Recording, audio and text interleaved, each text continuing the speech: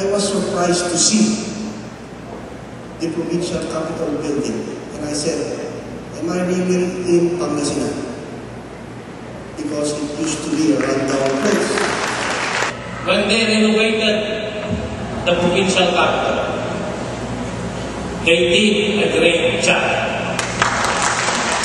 Hindi ba noon ang tawag mo dyan, ospital?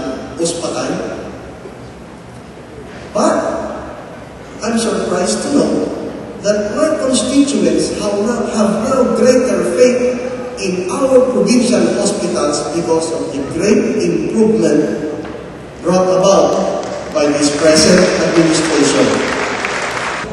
He did it only for 3 years. Ano kaya kung bigyan natin yan siya ng 6 more years? Governor Amado T. Espino Jr. Yan ang governor namin!